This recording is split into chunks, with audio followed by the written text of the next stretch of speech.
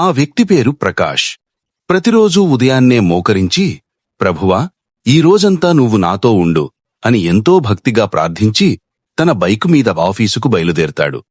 ప్రకాష్కు ఒక నమ్మకం, తను ప్రార్థించాడు కాబట్టి దేవుడు తన పక్కనే ఉన్నాడని. కాని ఆ దేవుడు తన ప్రతి మాటను, ప్రతి ఆలోచనను గమనిస్తున్నాడనే నిజాన్ని అతను మర్చిపోయాడు. రోడ్డు మీద పరీక్ష. ఆ రోజు ఆఫీసుకు ఆలస్యమవుతుందనే కంగారులో ప్రకాష్ వెళుతుండగా ఒక వ్యక్తి రాంగ్ రూట్లో ఎదురుగా వచ్చాడు. అంతే, ప్రకాష్లో ఉన్న భక్తి ఒక్కసారిగా ఆవిరైపోయింది. నోటికొచ్చిన బూతులతో ఆ వ్యక్తిని దూషించాడు.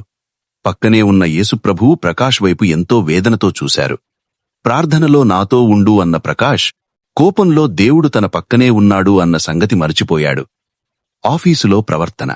ఆఫీసుకు వెళ్ళాక తన తోటి మహిళా ఉద్యోగినితో అసభ్యకరమైన మాటలు మాట్లాడుతూ ద్వంద్వార్థాలతో ఆమెను ఇబ్బంది పెట్టడానికి ప్రయత్నించాడు. పై అధికారి ఉన్నప్పుడు ఎంతో నమ్మకస్థుడిలా నటిస్తూ ఆయన వెళ్లగానే పనిదొంగలా కాలక్షేపం చేశాడు. ఈ వేషధారణ అంతా చూస్తున్న ప్రభువు బాధపడుతున్నాడు. ప్రకాష్, నీ పెదవులు నన్ను స్తుతిస్తున్నాయి, కానీ నీ హృదయం నాకు దూరంగా ఉంది అని ఆయన మౌనంగా రోధించారు. ఆ రాత్రి జరిగిన అద్భుతం. రాత్రి ఇంటికి వచ్చి ఏమీ ఎరగనట్టు మళ్లీ బైబిల్ తీసి, ప్రభువా, ఈ రోజంతా నాతో ఉన్నందుకు వందనాలు అని ప్రార్థన మొదలుపెట్టాడు. ఆ క్షణంలో గదిలో ఒక వింతైన వెలుగు. ప్రకాష్ కళ్ళు తెరిచి చూసేసరికి ఎదురుగా క్రీస్తు నిలబడి ఉన్నారు. ప్రకాష్ ఆనందంతో గంతులు వేయబోయాడు. కాని ప్రభువు ముఖంలో చిరునవ్వు లేదు, కేవలం గాఢమైన నిశ్శబ్దం ఉంది. ప్రభువు ప్రకాష్ చెయ్యి పట్టుకుని ఒక అద్దం ముందు నిలబెట్టారు. ఆ అద్దంలో ప్రకాష్కు తన రోజంతా కనిపిస్తోంది. తాను తిట్టిన బూతులు, అద్దంలో అవి విషసర్పాల్లా కనిపిస్తున్నాయి. ఆడవారి పట్ల చూపిన అసభ్య ప్రవర్తన, అది తన ఆత్మకు పట్టిన కుష్ఠులా కనిపిస్తోంది. తన పనిలో చూపిన అబద్ధం, అది తనను చీకటిలోకి లాగుతోంది.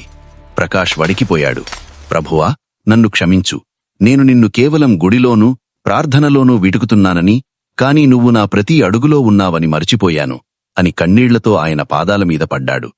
అప్పుడు ప్రభువు ఇలా అన్నారు, కుమారుడా, ప్రార్థన అంటే కేవలం మాటలు చెప్పడం కాదు, నీ జీవితాన్ని ఒక ప్రార్థనగా మార్చుకోవడం. నీ నోటి మాట, నీ చేతి పని, నీ చూపు, ఇవన్నీ నేను చూస్తున్నానని తెలిసినప్పుడు మాత్రమే నీ భక్తికి అర్థం ఉంటుంది. మరుసటి రోజు ఉదయం ప్రకాష్ మళ్లీ లేచాడు. కాని ఈసారి అతను పాత ప్రకాష్ కాదు.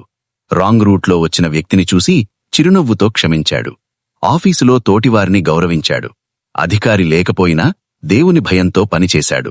ఎందుకంటే ఇప్పుడతనికి తెలుసు, దేవుడు కేవలం తన ప్రార్థనలో లేడు, తన ప్రతి కదలికలో ఉన్నాడని.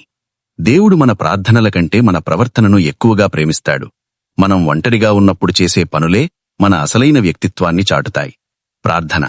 ప్రభువా, నిన్ను సంతోషపెట్టే జీవితాన్ని మేమందరమూ కలిగి ఉండులాగున మాకందరికీ సహాయం చేయమని యేసుక్రీస్తు నామంలో అడుగుచున్నాము తండ్రి.